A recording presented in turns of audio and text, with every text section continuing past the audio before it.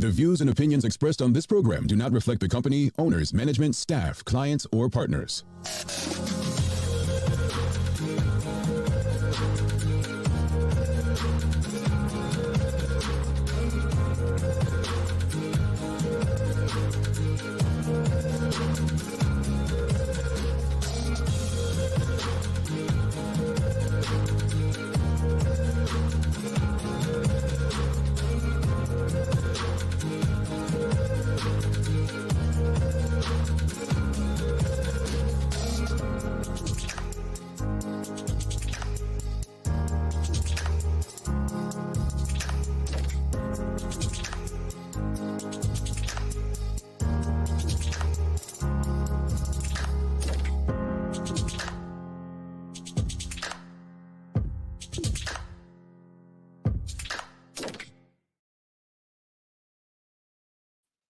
It's Monday, the 3rd day of May, 2021. Yes, it's May already. Welcome to the Daily Hour, brought to you by Medical House, One Communications, and Lindos. I'm Jamel Hartman, along with Karl Massam.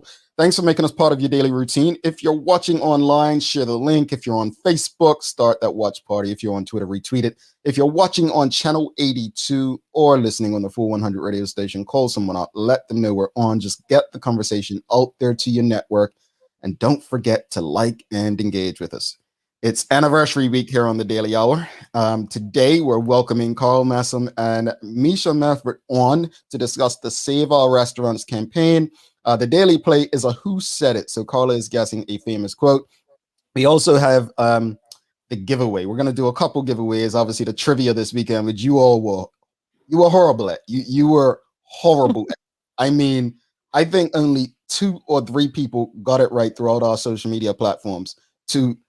Just to let you know, the question was, what day did Jackie originally appear on the Daily Hour? And I think it's a case of one person puts an answer and everybody just puts it, but you all pretty much were all wrong. So, but we'll give you the answer and we'll tell you who won that. I was pretty shocked, Carla. I mean, Wednesday seemed to be the consensus. And so I was speaking to Jackie and I'm like, why do you think everybody's saying Wednesday? I mean, it's just like, but I've never been on a Wednesday. And I said, well, that's not true, Jackie. You were on Cop Match Wednesday. Maybe they thought that was her first show. I just giggled because I thought it was Wednesday too. Yeah. But I couldn't remember. They do that to you. They do that to you. They make you believe. They start putting stuff and they make you believe it, right? They make you. I was like, was it Wednesday? I was like, it didn't feel like a Wednesday, but so many people, because they're always right. You know, I'm like, it must be a Wednesday then. All right. And that's the thing, you know, the audience is usually always right on the ball. And I'm like, this hasn't been the hardest question we've had, has it? But nevertheless, we'll give you the answer later on. Don't forget, stick with us. We'll get you a giveaway. And you'll figure out what the hashtag is going to be today for the giveaway as well. But we have to get to some news. There was some protests going on this weekend. Before we even go to Bermuda's protests, Carla, you live in Manchester, so there were protests over in Manchester and the football game between Manchester United and Liverpool was postponed. It caused so many headaches. So I went, because it's literally not even a quarter of a mile from my house, right? So we drove up by there 2 weeks ago, and it was about, I would say maybe 1,000 people, right? Mm-hmm. And I even stopped this guy and I was like, what's the point of the green and yellow? And he explained what it was, right? The original colors. But yesterday, oh my goodness, came from football and there were thousands of people all over the place. They were expecting 10,000 and I swear they must have topped that and more. But in the UK, there's this drinking culture, as everyone pretty much knows. And the amount of people I saw with cases of beer. And when I went to the grocery store, a lady said, I'm really concerned because a cashier, she's like, they're buying a lot of beer. Well, if you saw the footage, you will see the beer kicked in. But when I tell you the traffic delays, people arguing because of the traffic delays, you would have thought it was a real game. You could hear them screaming. Are you telling me that in the UK, during a protest, one of the, I guess, things that they must have present is beer?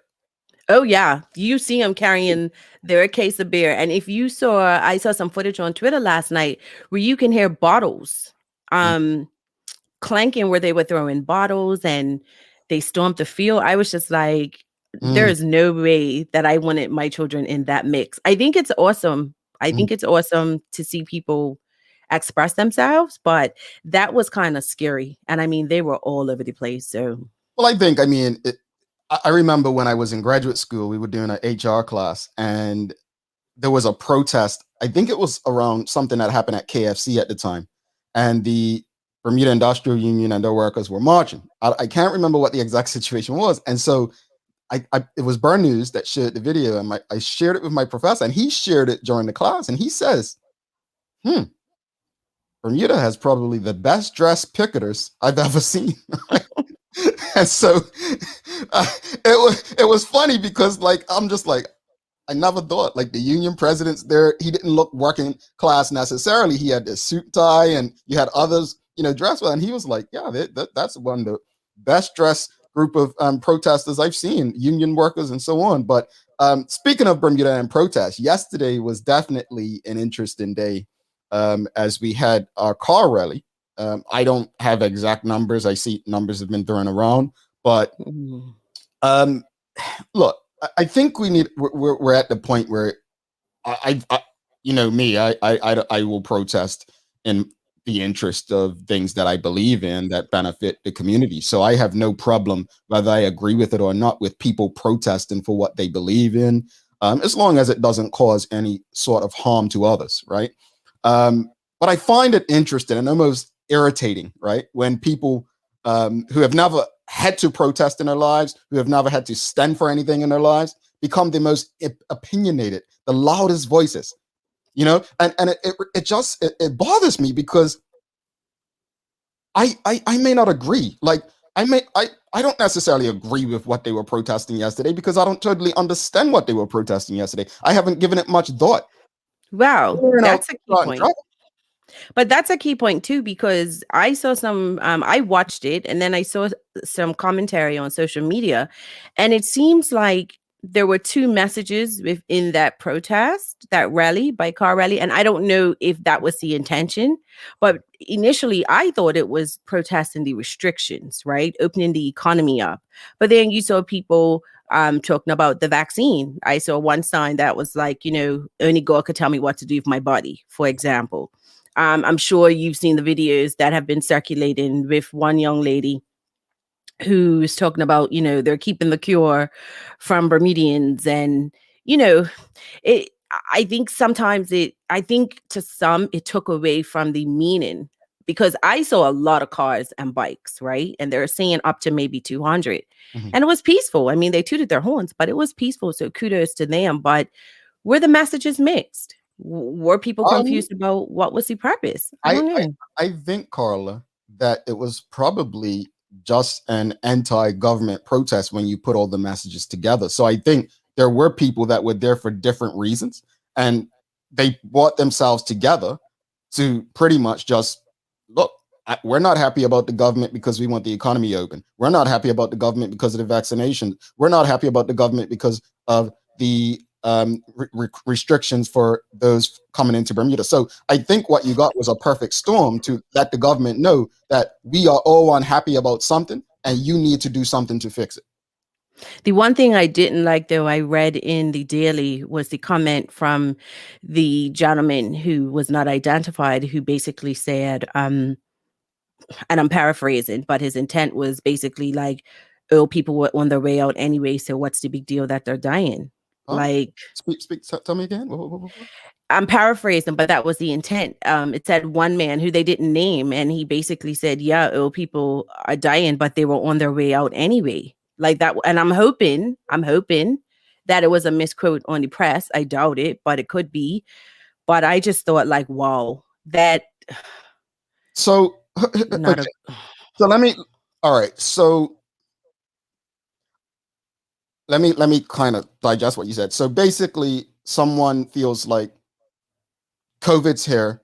Let those who are old and sick die, and we just is that what I'm getting from what you're saying? I'm trying to understand it. There were two, actually. So one was a comment under the RG, be careful now with that kind of rational thinking. It's only a matter of time before someone accuses you of wanting to kill off grandmas. So this person said, grandma has lived her life and on her way out. The babies who haven't had a chance to live yet will be paying for this decades to come. It's as real as it gets. Now, that was one comment.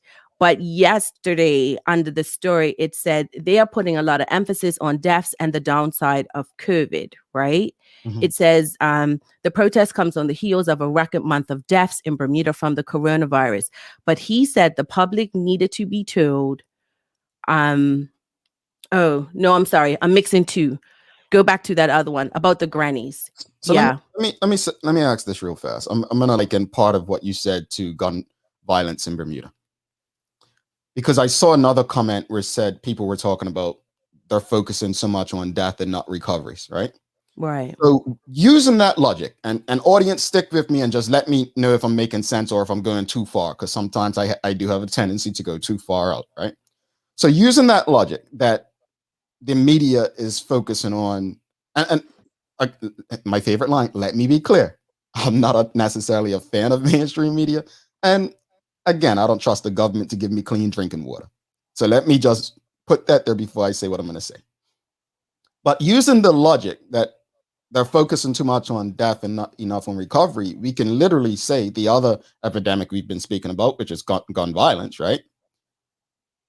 Well, we shouldn't be focusing on those who died. We should focus on those who just got shot and recovered, or focusing on those who the bullets missed and they got away. Like, that's what we should be. Am I making sense there? Yeah, oh, I found it. Let me just say this real quick. But he said the public needed to be told, quote, how many of them were people on their way out anyway, end quote. Okay. Let's go to the audience. Carrie Lamb says about the messaging, it was a very confusing message. So, different people brought their different struggles and fights. Wesley Robinson says it's a combination of restrictions on top of pushing of the vaccine. People feel it's very dictator-like. James Birch says, I'm good with people protesting, but not with them spreading the medical disinformation in their press release. Well, James, I haven't honestly even seen the press release, so I will have to check that out to see what you're referring to. Precious Brown, yes, it was different reasons that they feel need to be addressed. And yeah, combination of things. Miriam Simmons says, I heard it was for the restrictions for travel. I think it was a bunch of different things. Mm-hmm. Carrie Lamb, these are not all old people dying. Oh, this is true. I mean, the facts are there for us. But when it comes to facts these days, we don't necessarily choose facts. We choose the facts that make our arguments. But who are we to decide if someone should die? I agree with you. I agree. Renee Carl. I understood the protest to be about travel restrictions and the divide of unvaccinated and vaccinated. Yeah. Mia Hartman says, Bermudians are for protesting. Other jurisdictions matters, but are disgusted with the people here in their own country for protesting. Make it make sense. We are so quick to react for the outside, but keep quiet about our home. Well, she has a point. I mean, I always have to go here. I mean, if you use our conscription battle, I think if that happened in another country, Bermudians would have jumped all over it. But because it was happening in their own and it involved their family members and their favorite government people, they chose not to do that. So I don't disagree with you there. I mean, there were people last year in relates to what's the name, George Floyd's situation, where they were like, Bermudians out here marching harder for George Floyd than they were the lives lost in Bermuda. I don't necessarily agree with that, but those were some of the things that were said.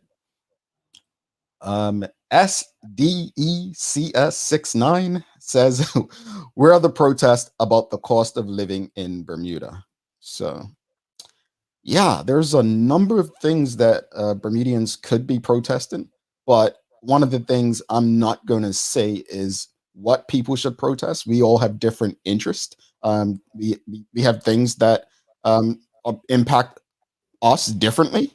I don't necessarily, again, I didn't watch any of the videos in length. I watched a couple of the interviews of yesterday. I did see a contra protester who was very passionate about the loss in her family and what COVID's done. We're going to be having Karl Massam and Misha Medford on in a second to talk about Save Our Restaurants and, how that's impacting the wider community. You all may just think it's restaurants, but think, I'll break it to you like this here. It's like international business.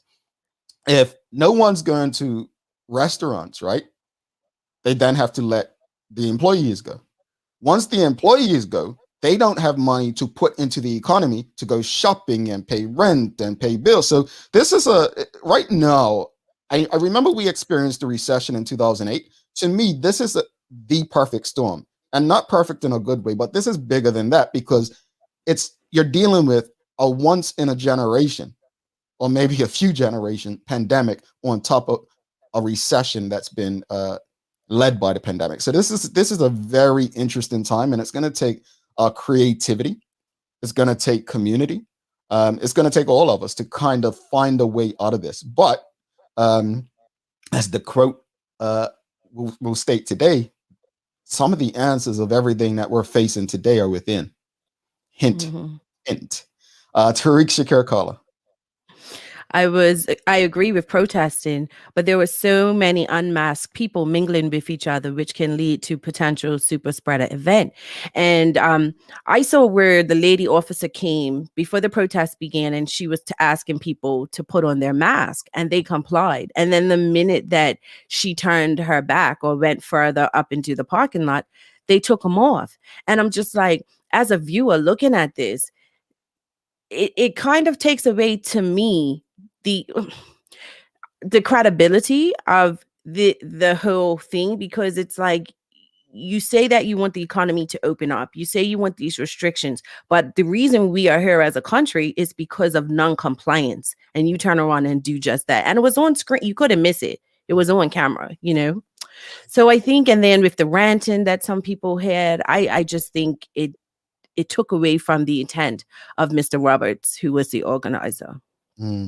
Bobby Singh says protesting is a democratic right, and I support that. But what I don't support is the amount of disrespectful comments I saw from both sides of the COVID conversation. So I'll say this much, and it was a question that was asked by someone on social media, and I didn't quite grab it.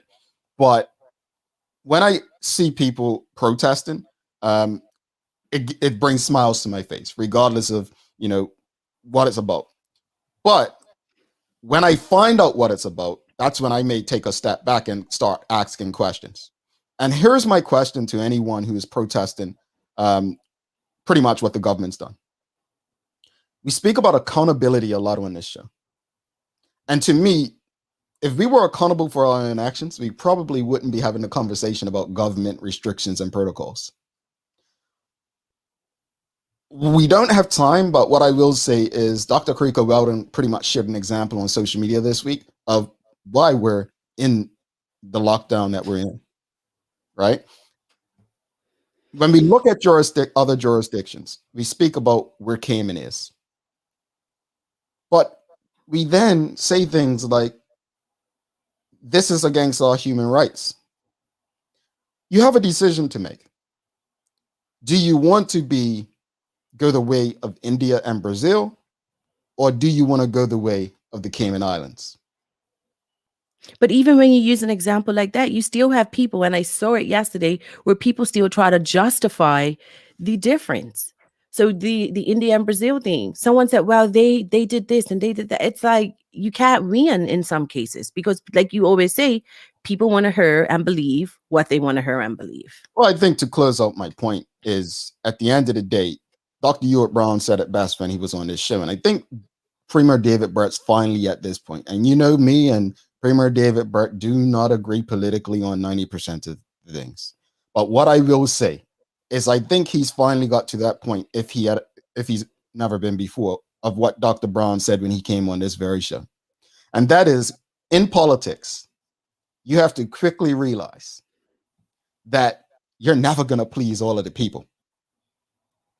And so at the end of the day, he has to move forward with what he believes is in the best interest of Bermuda and Bermudians. There's a lot more to this, but we have to run. Carla's got a news break. We have some guests. We'll continue the conversation. And don't forget, it's anniversary week, folks. We got a lot going on tomorrow. You don't want to miss that. So stick with us. Be right back after this.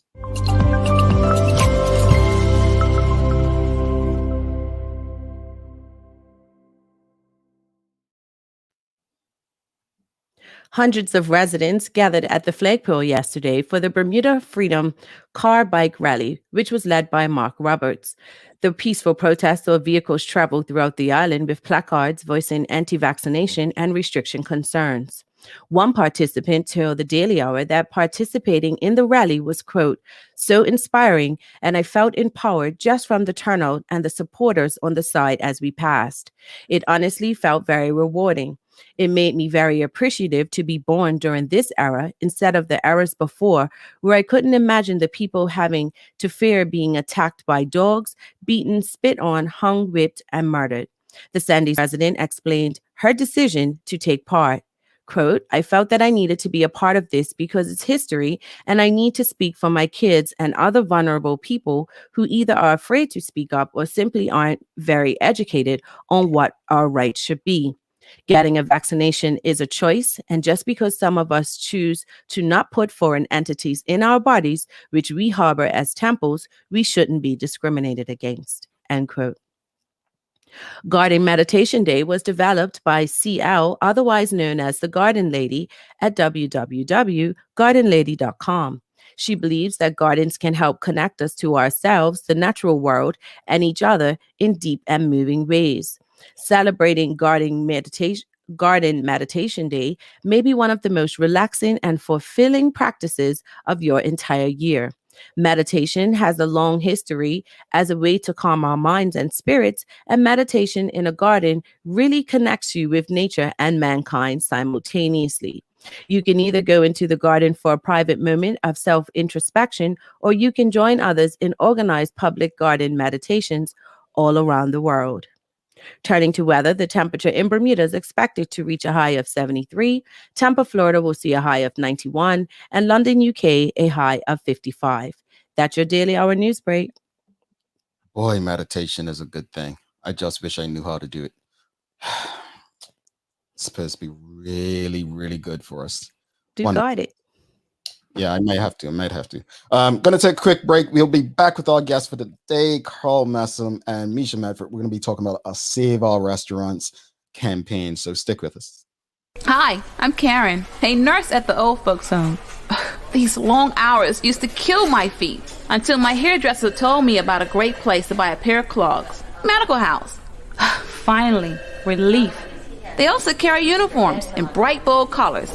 And not to mention the support stockings. Karen, Miss Soltis bet her bet again. Oh gosh, these days, I need all the support I can get. Medical House has relocated next to the Dendytown Field, number 6 Bakery Lane, Pembroke.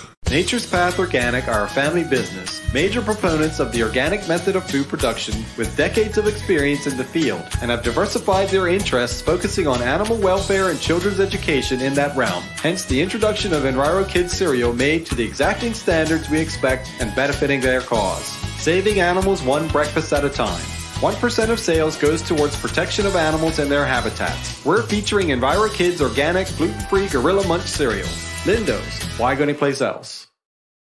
All right, welcome back to the big show. She's Carl Azul. I'm Jamel Hartman. It's the Daily Hour brought to you by Medical House, One Communications, Lindo's, and our friends over at Channel 82, where you can also stream this show and others that are locally produced. Hey, we got about 130 something people watching live right now throughout the platforms. So what I'm going to ask everyone to do is, this is an important conversation, impacts our entire community, regardless of what you do. Some of you may have never worked in a restaurant in your life, but you love to eat at restaurants, right?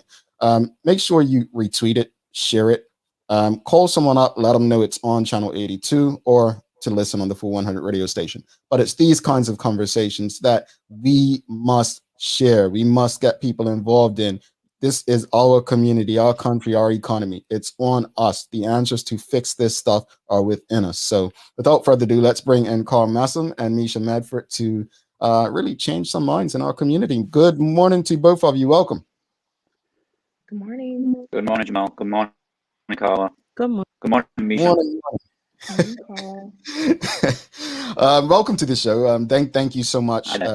obviously I read the article last week and I immediately was like, hey, we've got to discuss this. We've got to get you on. We have to get the community to find ways to address this, fix this, and help this situation, save our restaurants. But before we get into it, for those who may not have seen the article and don't know much about it, just explain to us what exactly is the Save Our Restaurants BDA campaign all about? What's the overall goal and why is it necessary now? Shall I start, Misha?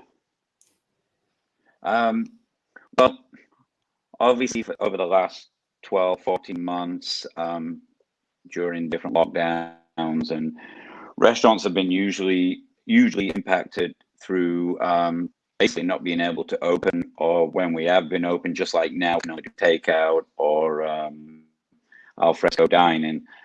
So, it's been very stop-start for the last 14 months, and there's huge concern. And really, once we lost our Christmas business, and Christmas is vital to restaurants. I mean, honestly, the profit margins every year have got smaller and smaller, and Christmas usually in a normal year will be the profit month. You will hope to be almost breaking even if leading up to December. December is the big month, get profits in, and hopefully you've made some money that year. Obviously, last year with COVID, that didn't nearly every restaurant in Bermuda last year lost money. Going in and out, Carl. I think we've lost you, Carl. Going in and out. Go ahead, Misha. Sorry. So basically, what Carl's trying to say is between 2020 and 2021, the restaurant industry has basically had to shut down on numerous occasions um, in because of the regulations that were imposed. We're sometimes one of the first groups that are told that we have to close business. So in 2020, in December 2020, when we were asked to close restaurants and bars, that resulted in us missing like Christmas sales, not being able to have groups of people impacted catering that would have usually taken them through their slow periods of January, February, and March so that they could survive that slow period to get them ready for summer. So to lose out on that type of business, and then, March, once again, we find ourselves closing down and being only allowed to operate on curbside, it has really a immense impact on the industry. A lot of our staff are laid off, receiving unemployment, and the ones who are back to work, some of them are working reduced hours. Well, they're working reduced hours because of the hours of operation, and the companies are still required to, pay for overhead, pay for insurance, pay for rent, and only receiving a fraction of what they would be making. I think Carl has some numbers to say that there's a loss between 50 to 80% for some businesses. And last year when this happened, a few companies have closed their doors and they haven't reopened. And some of them, that meant staff lost their jobs. And you see that because the Minister of Immigration, he put a moratorium or a block on waitress staffs because he needs permissions to get back to work. So the campaign is basically to save our businesses. A lot of restaurants are basically on life support, and their staff are on life support as well. Within my staff, we had to lay off for the week that we were closed 142 people. The entire company got laid off. Some of them still have not received unemployment, and it was the end of the month on Friday, which means that they wouldn't have made enough money to pay rent, to pay mortgage, to pay utility bills, and it's tough. It's really hard.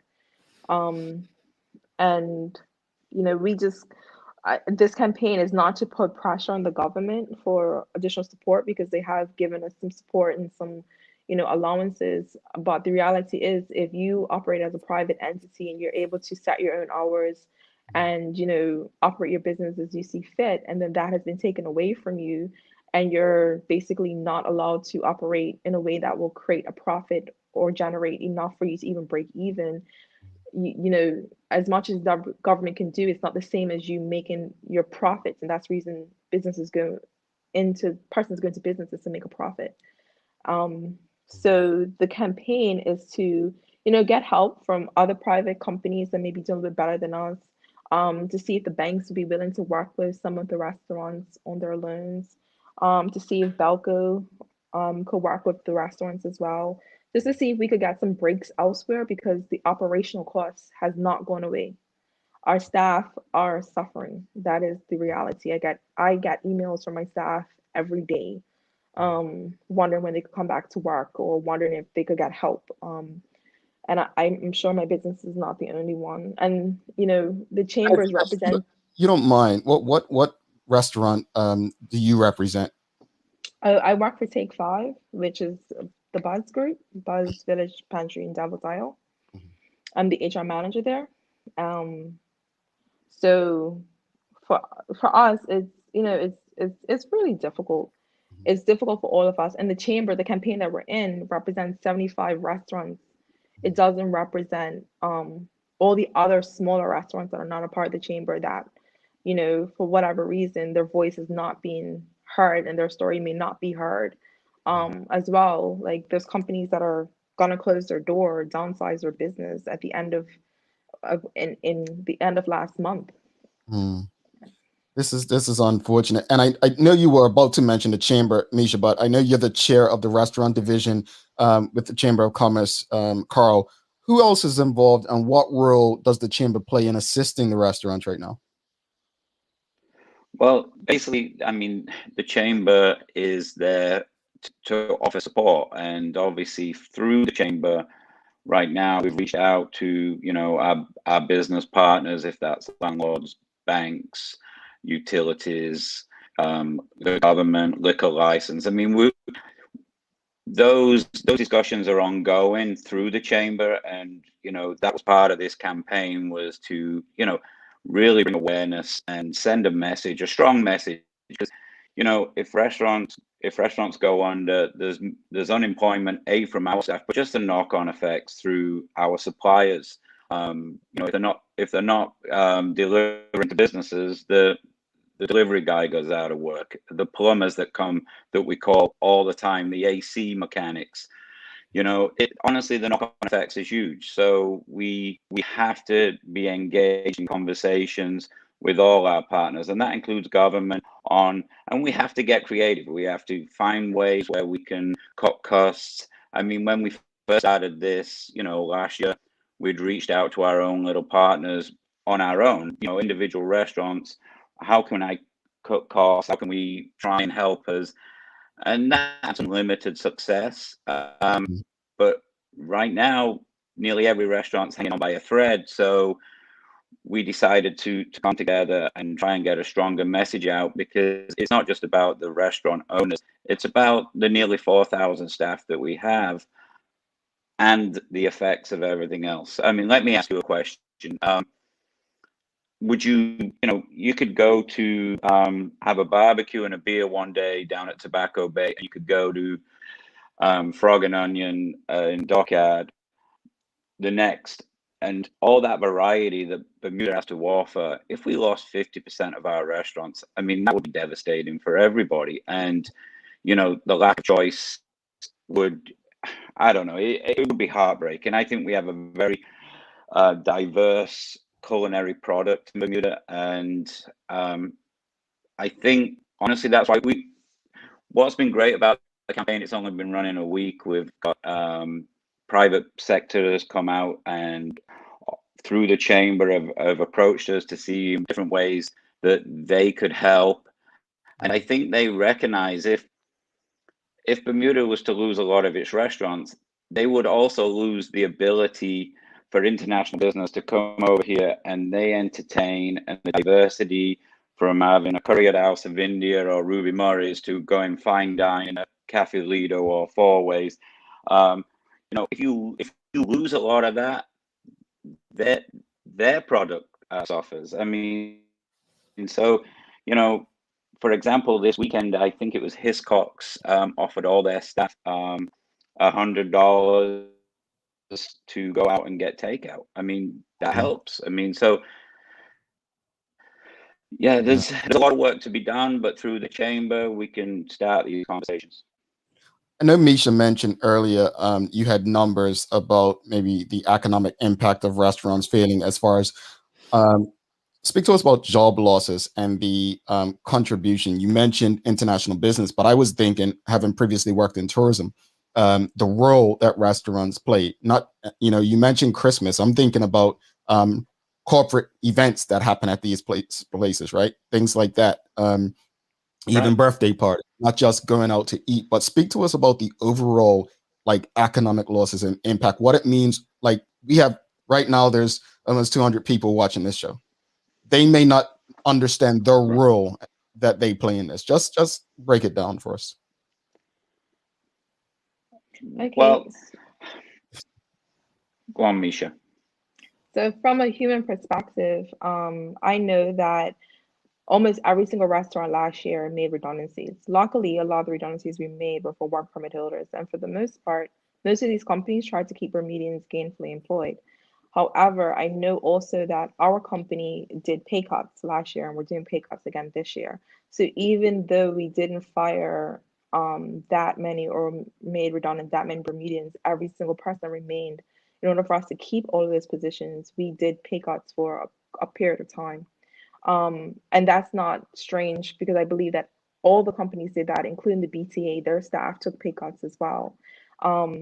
So we have that. We have the fact that, a lot of people have left our shores, or people who are Bermudians were still made redundant because organizations closed their doors permanently. So I think our industry employs about 4,000 employees. So imagine about, I want to say 20% of that being lost. Like last year, 10%, and potentially this year, another 10% if this continues being lost. And because last year, most of us cut away our work permit holders, this year, it'll probably be Bermudians who will lose their jobs. The knock-on impact is that once those persons lose their jobs or even work permit is leaving, they rented apartments from people. And so those apartments will go unrented. Or if a Bermudian loses their job, that will impact their ability to basically stimulate our economy by going to stores and shop and going even to just spend money or paying their rent or paying the utilities, providing for their children. It does have a huge knock-on effect. And those people more than likely go into unemployment or financial assistance eventually. And it's the emotional trauma that comes with that. From my position as an HR person, having to email people to say that they've been laid off or made redundant is not the greatest thing to do, to know that you made a decision that will impact the person's livelihood. It's very challenging. And being the bearer of bad news. Yeah. In a time like this where people are struggling already. Yeah. Now, Carl, some residents will say that they want to support restaurants, but simply can't afford to.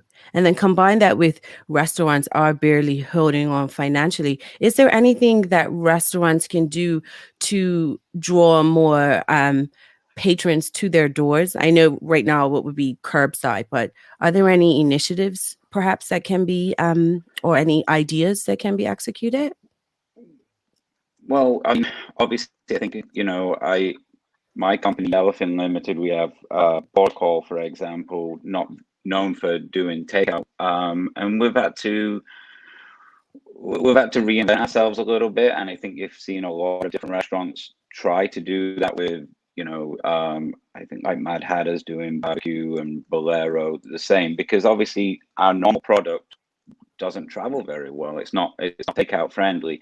And we're on a double-edged sword, Carl. It's we're all, I think, trying to find ways to be more competitive. And there's a saying in amongst the different restaurateurs that it's a race to the bottom, because obviously we're all trying to be competitive and we're all trying to find ways to get clients into our restaurants through our doors and bums on seats, because that's what it's about. At the end of the day, you can have the greatest product in the world, but if you can't get people through your door, you're not going to be successful. So, but the problem with that is obviously the margins keep getting lower and lower, and at some point, if we're all competing against each other, that's not sustainable either. So we're really trying to find the balance there, and we're offering gift cards, discount on gift cards, so you get the money through the door now, and then obviously they'll spend that money later. Is one of the things that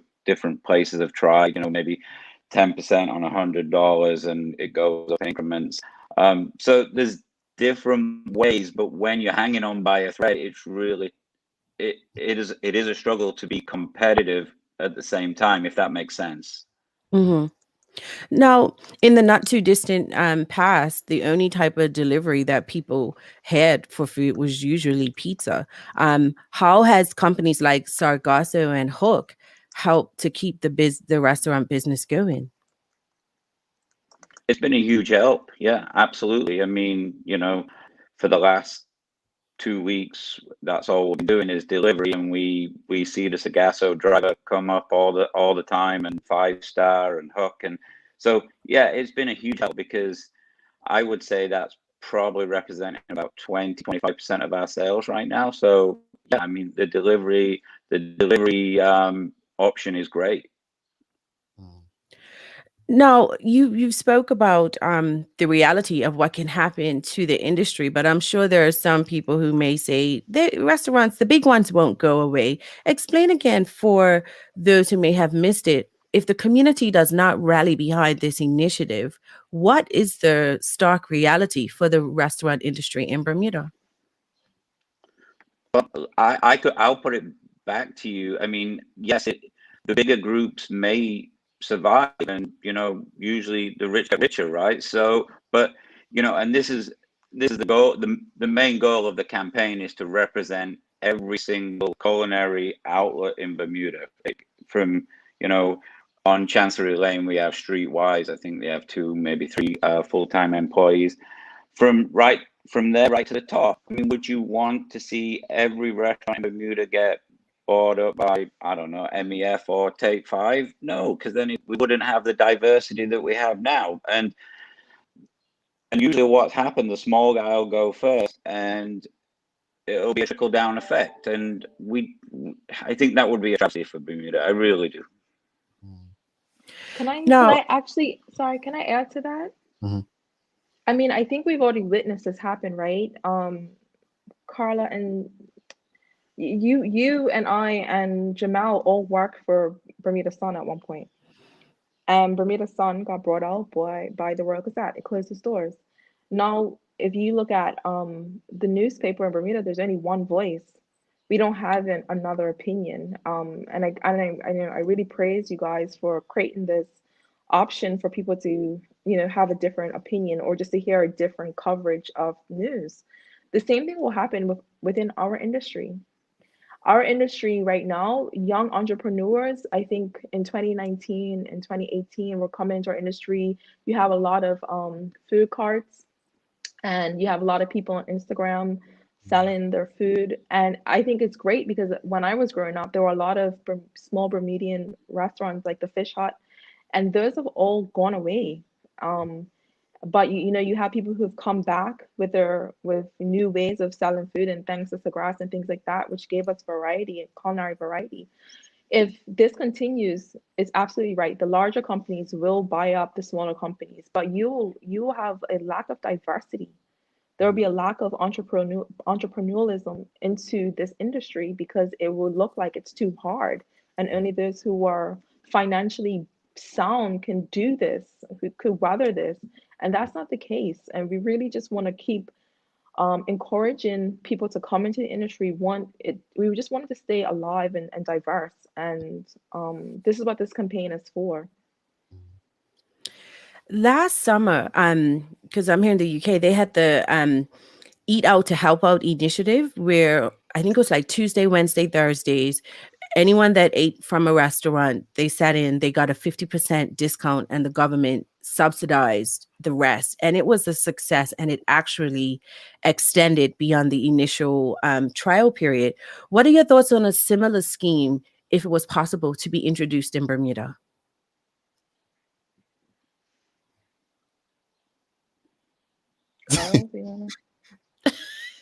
Did you hear me? I heard you. Sorry, I didn't hear the question. I'm sorry. Go ahead, Oh, Carl. I'll repeat it. Carl. So here in the UK Was it last summer they had the Eat Out to Help Out initiative where patrons went and ate in restaurants. They got a 50%, it was like up to £20, right? But a 50% discount. And then the government subsidized the rest. And restaurateurs were just over the moon, and they actually extended it because it was such a success and it brought people back through doors. Do you think that a scheme like that would be effective in Bermuda? Absolutely. And, obviously this is part of our ongoing conversations with different partners and figuring out how we can help and talking with the government. I mean, I don't know if there's anything like that in the budget for us, but it would certainly help. And I use the hashtag on all my social media posts is take out to eat out. And that's where I got that from and obviously as we go to al fresco and dine in, that will change to Eat Out to Help Out. So yeah, I kind of piggybacked on that, and we've had that idea and we've thrown that out there to our partners. So let's see if anything comes from that. Alrighty. That's a lot of questions from the audience. I'm going to try to give two in one real quickly. Sean Smith asks, have you guys made recommendations on how you can operate during COVID to the government? Also, do you do takeout? I think you've answered the second part. And Nicholas Butterfield says, do the restaurants have access to the BDC funding / support? Is that helping? First, sorry, what was the first question? First question, Sean Smith asked, have you guys made recommendations on how you can operate during COVID to the government? Yeah, absolutely. I mean, we're in discussions all the time, right from the beginning of this with the health department, and we talked through the recommendations, and that's how we came up with, different partitions that you may have seen at bars or in restaurants, and the sanitizers on the table and everything. So obviously, we just want to have the option to open our doors again and not doing takeout. The BDC. Yes, we do have access, and some restaurateurs have taken up that. It's difficult. I think the max that you can get from the BDC is 7,000, and it's a one-time payment. And just for our building, our health insurance is about $15,000 a month, and our rent's about $22,000 a month. The 7,000, it's appreciated, but it's not enough, I guess. And I don't want to sound ungrateful. It's the basic economics of it. It's a struggle. It's not sustainable. Got you. Bobby, yes, absolutely. She says, someone asked me about retail. My response was retail and restaurants could launch a program to support each other. For example, you spend X amount of dollars at a retail store, then show your receipt at a participating restaurant and receive X% off your bill and vice versa, of course. Are you obviously retail has been being hammered for years. It's been suffering for years. Are there any, are you being that creative? Are you working with other industries to try to curb? To be honest, there's discussions. We haven't come up with a way to work together. Obviously, the Chamber of Commerce has a retail division, and we sit in meetings every couple of months. And obviously, we want to help them, and they want to help us. And it's finding ways. I mean, obviously, I think this year, something that we've had discussions around is Harbor Nights is probably not going to happen. And maybe there's a way where we can do late night shopping and restaurants come together and try and expand on a retail restaurant night on a Wednesday or Thursday or during the midweek to get people out looking at our restaurants and our retail stores. So yeah, those are ongoing discussions. I mean, the one thing about only doing takeout right now is we have time on our hands to try and come up with creative ways to increase sales and talk to our different partners. So. Gotcha. I want to touch on that before I go to the next question. And I don't know who you're using or whatnot, but as a person who has helped many companies, I'm going to use myself is I hope that when doing this, you're considering, and this goes to all the restaurants, because I'm sure someone, I think I may have saw someone say it in the audience. Let me just find it. Where is she? Where is he? It was Nikki Michelle. She said, but you guys are sounding like the only way to stay in business is as you currently do it. Things have changed, so reinvent the industry and the way you do business. Now, again, I don't know all the ins and outs, but that was along my thoughts. It's like, I'm a person who I love to fail. And I know that sounds crazy, but if I'm not failing, I'm not trying.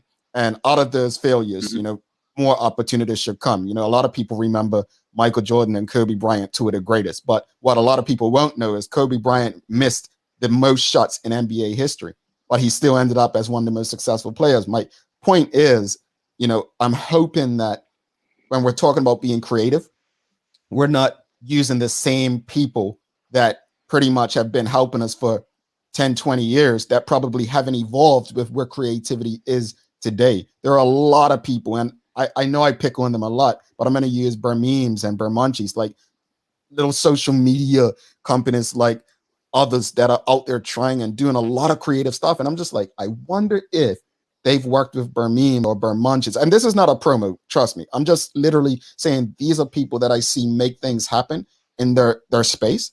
And I think even working with them or some of the smaller PR companies, maybe they're not as established as companies you've worked with previously. But when as I'm listening to the conversation, I'm just hoping that when we're speaking about creativity, we're considering that some of that creativity may exist in spaces that we did not normally look at. Go to the next question. Jamal, Go ahead, Carl. I agree. Okay. No, I was just saying, I agree. I mean, obviously, this campaign came through us sitting in meetings and honestly going, guys, like, we can't just sit here and complain. We have to do something about it. So we're, you know, the first part is coming together. We got a little help from the private sector to help us with the campaign, and so we are trying to get creative. Alrighty. Tamara Richardson says, would it help to remain open for delivery beyond 7 p.m.? What are the acts, demands that the division are putting to the government? Absolutely. I mean, the 7 o'clock is, we're doing business, but it puts a massive strain because obviously everybody wants to pick up between 6 and 7. And it's honestly, we are having these discussions. I really don't want to say the discussions that we're having with government and our, you know, the health department and everything else, but everything's on the table. And yes, we want to, even if takeout, we need that extended till 8 o'clock. Maybe the curfew for our staff could be 9 o'clock to get them home.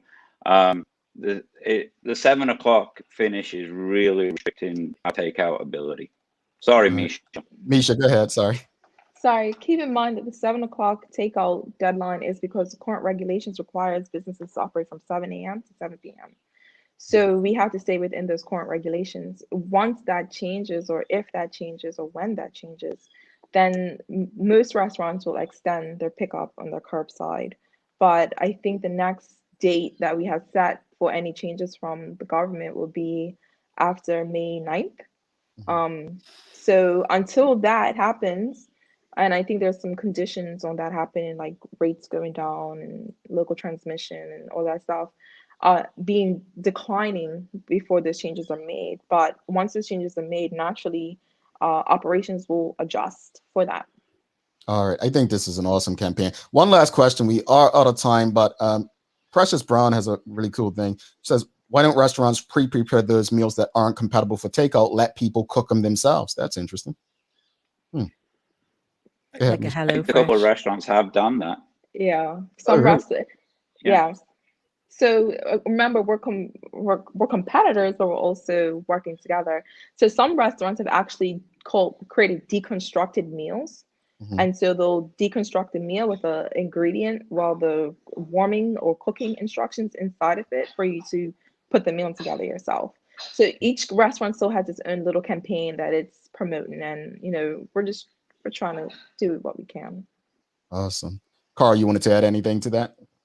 No, I was just saying, I know. I'm sorry. Oh, two Carls. Go ahead, Carla, Carl. Carla, sorry. Sorry. It's your tongue to you, Carl, I not said me. Carl. Sorry, Carl. No, I'm finished. Okay. We're out of time, but this has been helpful. Really appreciate both of you coming on.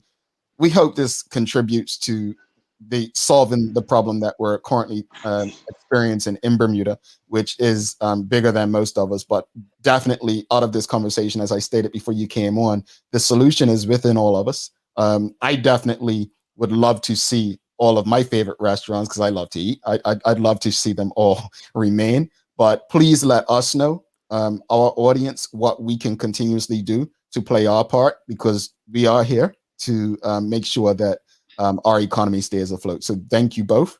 And our hashtag today, folks, we're not going to do it yet. Our hashtag for the giveaway, as you guessed, it's going to be Save Our Restaurants BDA. So you got 5 minutes to get your hashtag ready. We're going to take a quick break. Thanks again to Misha and Karl. Appreciate you. And we look forward to having you back to speak about the next steps in this phase. All right. Sure. Thank Have you. a great day, guys. Much. All right. Thanks again to Karl and Misha. We're going to take a quick break and then be back for the daily play. Karl is going to give you some daily inspiration. We have to give away the trivia. And also, I guess you all want a mug, huh?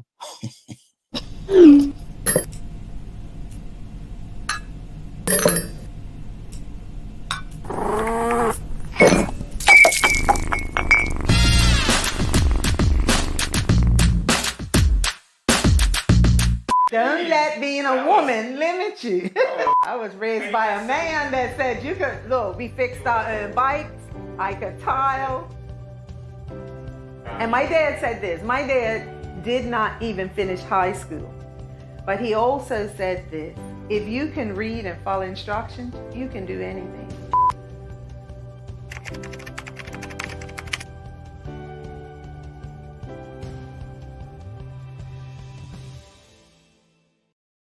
All right, welcome back. Thanks again to One Communications, Medical House, Linda's, our friends over at Channel 82, everyone that continues to get behind us. If you enjoyed today's episode about saving our restaurants, please give us a like, a thumbs up, a love. Let us know in the comments. Today's daily, well, let's do the trivia first. So the question was, what day did Jackie originally appear on the Daily Hour? Obviously, Jackie comes on Fridays now. The answer was A. Jackie originally was on Mondays. The winner of this week's prize, which would be a $25 gift certificate to Medical House and one of these good guys, is going to be Shawnette Bell. There were very little people to put in the draw this week, but Shawnette Bell is the winner of this week's prize. So congrats to Shawnette Bell. Now, let's get and to it's her birthday today. Happy birthday. Oh, really? Yeah, it's her birthday today. Oh, you know, Facebook, yeah. Mm-hmm. See, that's the best reminder. Saves relationships, folks. Helps me with my anniversaries. Oops, I didn't say that. She might not be listening. But anyway, look, let's get to the daily play. Very easy. Quote, you have to know that your real home is within. That's easy. Let me see. It's a restaurateur. I don't know. All right, I'll put it here for you. The quote was made by the founder of Vibe magazine. Oh. Irv Gotti, right? No, I don't know then. You have to know that your real home is within. The producer of Michael Jackson's most successful album ever, which was Quincy Thriller. Jones? Yes, it was. Okay. Double XL is Irv Gotti. She got it.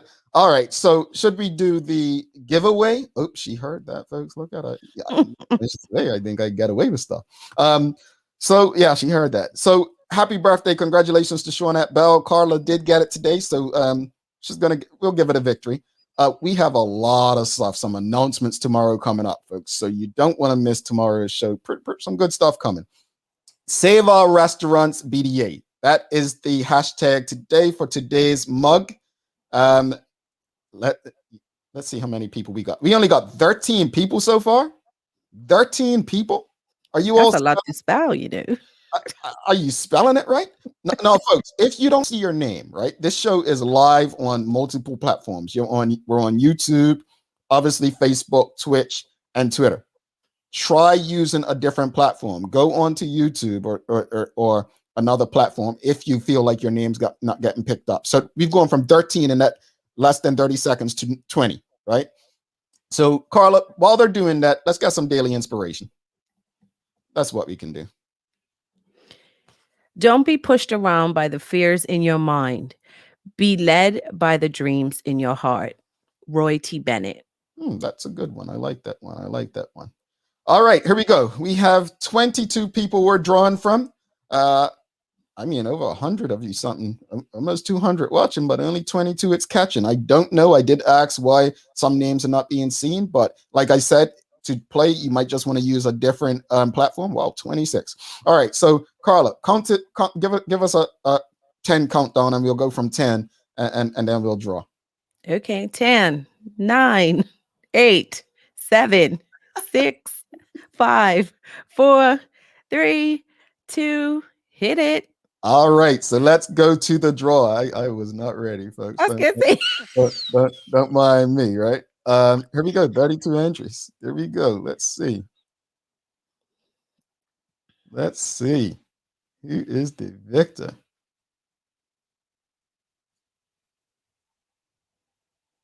Shayna Smith, my goodness. She won again. She's on a streak. So she won the trivia last week, right?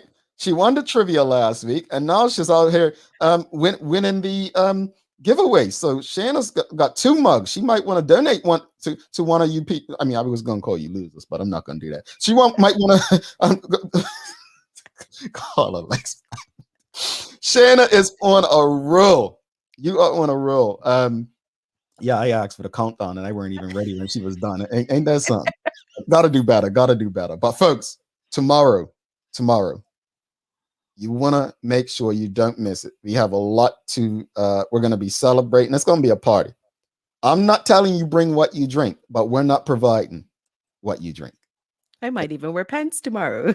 Well, you know what? This is the first day, the second time, today's episode is only the second time I've not worn a black shirt. The other time, can you guess? Hot match. You had on the blue whales on your shirt. So let me tell you where that comes from. My wife and one of my partners, Keitha, they're like, you have all these clothes in your closet with tags on them. You don't wear them.